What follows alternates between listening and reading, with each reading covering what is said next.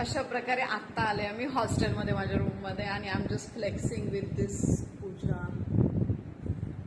आणि सगळ्यात blessed feeling म्हणजे ॲक्च्युली आज माझा नवरा खूप लवकर आलाय घरी, कारण माझी नाईट ड्युटी सुरू आहे आणि सकाळी सुद्धा आमचं भेटणं झालं नाही कारण मी नाईटला होते आणि नाईट करून आले तर तो घरी नव्हता, कामावरती गेला होता. सो मी त्याला भेटावे यासाठी आज तो घरी लवकर आला होता.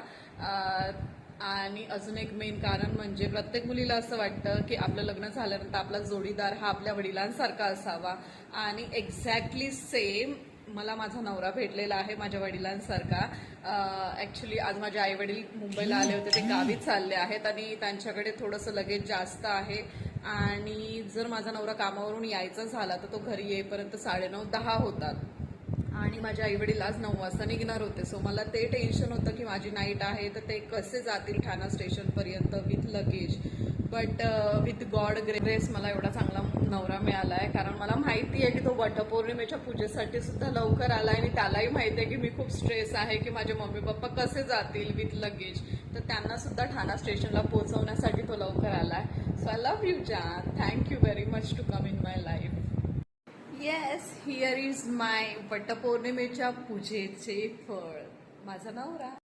कोणाला नाही वाटणार असा नवरा आपल्याला 7 जन्म भेटो. मला वाटतो बाबा माझा नवरा मला 7ही जन्म भेटो आणि देवा त्याला तू ताकद दे, माझा जो काही टँट्रम आहे तो सहन करण्याची 7 जन्म.